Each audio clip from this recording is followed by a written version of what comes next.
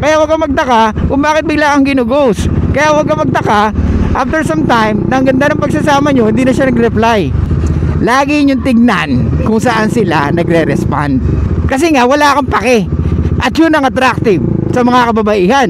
Be careful what you wish for. Na mas mataas ang responsibilities nating mga lalaki pagdating sa relasyon. So kailangan mong magtanong ng mga question para mapaamin siya. Gustong gusto ng babae yung may kompetensya. Gusto ng babae yung hindi mo siya tatanungin.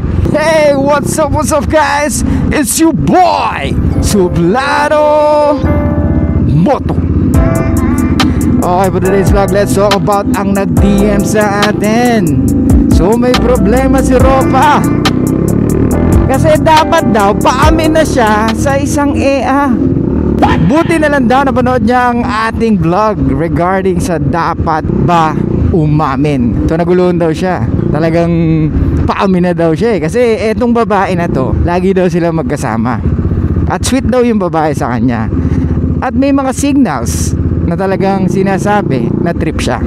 Pero buti na lang nakita mo ang vlog natin. Kasi ganda yan, bro. Ano sinabi ko sa inyo? Women have plausible deniability. Kailangan bigyan nyo sila ng way how to escape. Kasi ganito ang babae, they only checking the vibe first. Tandaan nyo, women are picky, ha. Huwag kayong magtaka kung bakit matagal siya mag-reply. Huwag kayong magtaka kung hindi siya ma-reply. Huwag kayong magtaka kung bakit kahit may nangyayari na, ayaw pa rin niya ng relasyon. Kasi nga, women are picky. Women wants the best. So kung gagamitin niya lahat ng card niya para lang makita niya kung ikaw ay karapat-dapat sa relasyon na gusto niya, or ikaw yung lalaki karapat-dapat na bigyan niya ng atensyon. Bro, ganyan ang babae. Kaya huwag kayong magtaka kung bakit ginawa mo ang lahat, bigla siyang nagbago. Binigay mo ang lahat, bakit bigla siyang naglaho? Kasi nga, women wants the best. There's so many reasons kung bakit bigla siya nawawala, bigla kang ginughost, or bigla siya naging cold. Ang pinaka malapit na rason is hindi kanya nakikita na isang potensyal na pang long term boyfriend kagaya ng gusto mo. Pero kung ipapakita mo sa kanya na okay lang kahit mawala siya, akala ko gustong gusto niya ako. He is sending mixed signals to me. Ano ibig sabihin nun? So pwedeng magbago yung attraction niya sa'yo.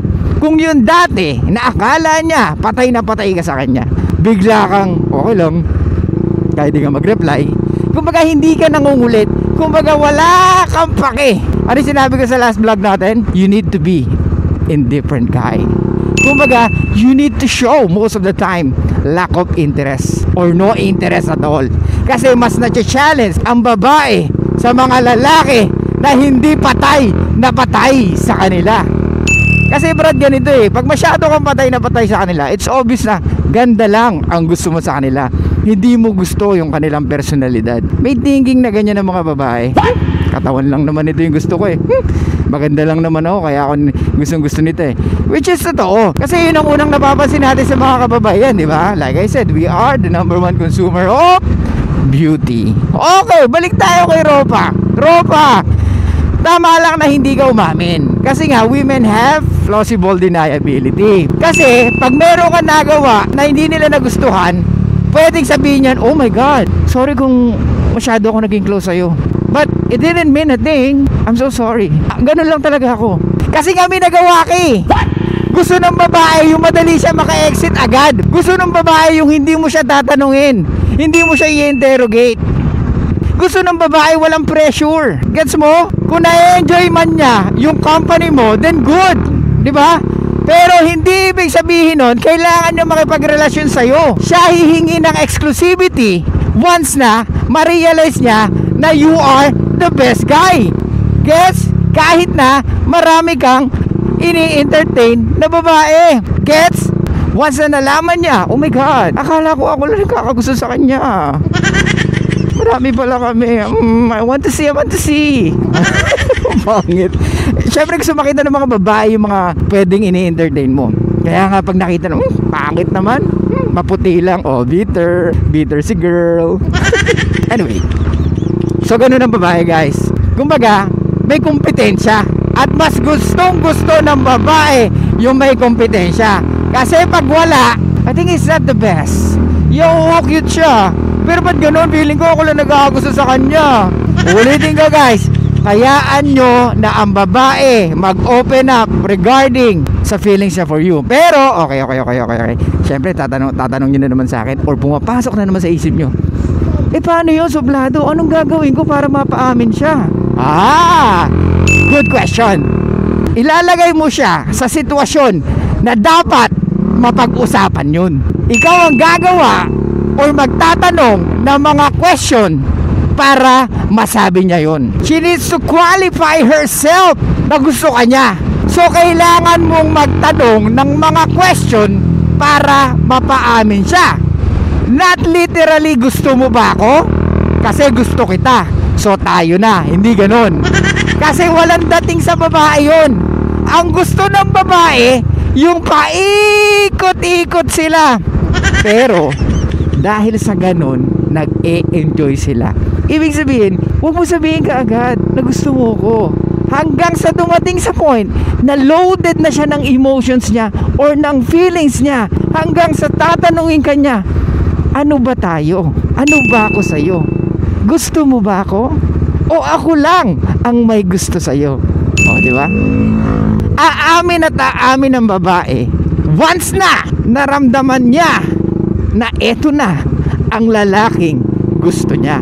Guys, mga roba, wag kayong aamin. Sinabi ko na sa inyo, hindi attractive sa mga kababaihan yung pag-aamin. Well, may mga nakakalusot, of course. It's not 100%, di ba? But most of the time, kung alam mo or nag-create ka pa ng attraction, hindi ka pwede dapat umamin. Siyempre may timing ang pag-amin. Kung alam mo na loaded na siya ng emotions niya or ng feelings niya, pwede kang umamin. Pero kung alam mo, nakakakilala nyo pa lang, ilang beses pa lang kayo magkasama, then pag-isipan mo kung dapat ka na bang umamin. Pero lagi ko sinasadya sa inyo, wait at least 6 months to 1 year bago ka umamin or bago nating masabi na itong babae na to ay pang relasyon. Guys, huwag kayong masyadong atat or taing-tae sa relasyon dahil hindi nyo alam na mas mataas ang responsibilities nating mga lalaki pagdating sa relasyon kumpara sa kanila. Ang mga babae, usually, itatrato mo na parang prinsesa. Pero, anong kapalit? Be careful what you wish for. Kailangan mong salaing mabuti, especially nowadays. Most women are more player than men. What? Op. Alam ko, yung mga kababaihan kontra na naman. How dare you? No! We're not a player! We're just doing the same thing! Kung ano yung ginagawa din sa amin! No, it's not! Once ang lalaki nakipagrelasyon sa'yo, ibig sabihin, gusto namin ng long-term relationship.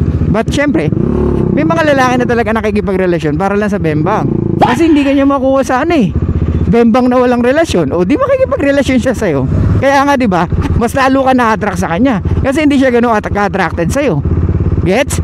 Kaya nga nagugulat yung mga lalaki. Pucha, honestly hindi ko naman to ganong gustong babae na to eh. Pero baliw na baliw sa akin. Kasi nga, hindi, you disqualify yourself.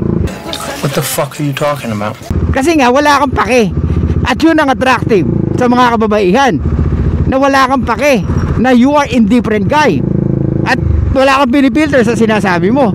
Kasi nga wala kang pake. At yun ang pinaka-attractive sa lahat ng kababaihan. That dun sila na-challenge. Challenge in a way na I can change him. I know I can make him love me.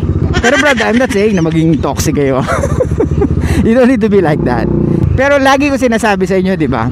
Lagi nyo tignan kung saan sila nagre-respond. Dahil ganun ang babae. Hindi importante sa kanila kung nice ka or hindi. Ang importante sa kanila is saan ba sila nagre-respond. Ano ba yung mga bagay na nakakapag-simulate ng emotions nila. Gets? Sa Europa, wag kang aamin. Sorry, nalita ko ng reply sa'yo, pero umamin ka na ba? O kayo na ba? Wala akong balita. Nireplyan kita. Just reply on my message. Balitaan mo ako. Pero yun, ginawa na natin ang content para sa'yo. Kasi nga, gusto kong maliwanagan ka. Kasi may mga nagme-message pa rin sa atin na gusto talaga nilang umamin sa EA nila, which is hindi nga yun attractive. Gets? Kasi pag umamin ka, nawawala yung spark, nawawala yung mystery. Women want mystery, di ba? Nawawala yung parang, gusto ba ako nito? Kasi pag kinonfirm mo na gusto ka niya, wala na, nawawala siya ng gana. Kaya huwag ka magtaka kung bakit bigla kang ginughost. Kaya huwag ka magtaka, after some time, na ang ganda ng pagsasama nyo, hindi na siya nag-reply. Gets? Women are dictated by their emotions. Wala tayong panalo sa emotions nila. Kaya nga dapat alam mo kung saan nagre-respond yung EA mo. Kung alam mo na pag umamin ka, pwedeng magustuhan ka niya, then good. Pero most of the time, karamihan ng lalaking umamin, hindi nakukuha yung sagot na gusto nila. Kaya Brad, since matagal na rin naman yata kayo nag-uusap, hayaan mo lang. Hayaan mo siya na i-enjoy niya yung nararamdaman niya. Pati ikaw, di ba? Pero ito lang gusto ko sabihin sa'yo, you need to be logical. Tayo mga lalaki, bawat labas natin with EA, dapat kalkulado. Alam mo kung ano oras kayo magkikita, alam mo kung saan kayo magkikita, alam mo kung saan mo siya dadalhin, alam mo kung ilang oras lang kayo mag-uusap, alam mo kung anong oras ka makakauwi, alam mo kung kailan muli siya may message. Dapat ganun tayo. At alam mo kung anong gusto mo sa EA na to. Hindi yung lalabas ka lang for the sake of your, wala lang, I just want to feel something. Ano ka, babae? Ang babae, pwedeng lumabas kasama kahit kasino. Kasi nga, they want to feel something, especially when they get bored. Kaya nga, yung iba, kahit in a relationship na, lumalabas pa rin with other guy. Kasi nga, they get bored. So para sa'yo bro, wag ka muna magmadali. Ulitin ko, kailangan mo mag-isip kung ano yung mga tanong na pwede mo itanong sa kanya na mapapaamin mo siya. Ikaw ang lalaki, Brad, tayo ang lalaki. Tayo ang, nagpaplano ng lahat, tama? At ikaw din ang magpapaamin sa kanya. Ikaw ang maglilid ng conversation para mapunta doon. Hindi yung parang sasabihin mo, alam mo, tagal na rin natin magkasama eh. Tagal na rin natin lumalabas. Na-realize ko na gusto kita. Gusto mo ba ako? Hindi ganun, Brad. Hindi ganun. Ganito, bigyan ko kayo ng example, guys. Ito pinakamalupit. Tagal natin magkakalala, no? Ilang beses na rin tayo lumabas. Tingin mo sa 6 na buwan natin pag-uusap, na-enjoy mo yun? Or may mga times din na naiinis ka sa akin? Ayan na. Well, yeah. Alam mo yung last time na ginawa mo ganito, ganyan, ganon. Bakit nandito ka pa rin? Bakit sumasama ka pa rin sa akin? Hindi ko rin alam. Siguro, mag-ano yung loob ko sa'yo? Ganon? Ba't sa iba bang lalaki, hindi mag-ano loob mo? Well, sa iba kasi, iba eh. Alam mo yun, hindi ko rin alam. Hindi ko masabi eh. Ayan na. Bakit? So, you mean to say is parang, you think may connection tayong dalawa? Yun ba yung sinasabi mo? Siguro kasi since I shared a lot of things with you and nag-update naman ako sa'yo, kaya I think may connection tayo. Alam mo ba, may nabasa akong quote sa social media. Dapat pala pinorward ko sa'yo, no? That's regarding with connections and sexual possibility. Wow! Ulol! Hindi mo nabasa yun, narinig mo dito yun eh. Tama ba? Lol. Anyway, so yun yung mga pwede mo sabihin. So ano yun? What about connection and sexual possibilities? Kasi daw, ang babae at lalaki, pag daw lumalabas or pwedeng they are dating, dapat daw merong emotional connection and at the same time may sexual possibilities. What? What do you mean sexual possibilities? Yung hindi lang kayo emotionally connected, kundi sexual attracted din kayo sa isa't isa. Ay! Oh, okay. So since sinasabi mo na may emotional connection tayo, how about the sexual attraction? Wait lang, bago mo sagutin yan, hihingal ako malalim. And then, be ready. Siyempre magjojoke ko pa rin bro. And then be ready sa answer niya. Okay? Pag sinabi niya na, well, honestly, hindi naman ako sasama sa'yo kung if I'm not attracted sa'yo. Ay! Kasi bro, pag hindi niya sinabi or pag sinabi niya na, I don't know, hindi ko pa alam, I'm not so sure, itigil mo na yung pagtatanong mo. Kasi it will look like na parang naghahabol ka. Huwag ka na magtanong ng another qualifying question. Huwag ka na magtatanong or magka-qualify or magbibigay ng another qualifying question regarding kung gusto ka ba niya. Ang gagawin mo na lang is yung kagaya na sinabi ko na okay sige, pag-isipan mo, text mo ako mamaya. Baka nahiya ka sa akin eh. Something like that, bro. Pero pag sinabi niya, well, honestly, hindi naman ako sasama sa'yo na I don't feel any attraction. Of course, meron, di ba? And it's a good thing also na meron tayong connection. Yari na! Huwag kang gano'ng magpapakita ng emotion, Brad. Kunyari, it's a normal thing for you. Kunyari, hindi ka excited, hindi ka kinikilig. Kunyari, okay lang ang lahat. Kumbaga, lagi nang nangyayari sa yun. Yun ang dapat niya maramdaman.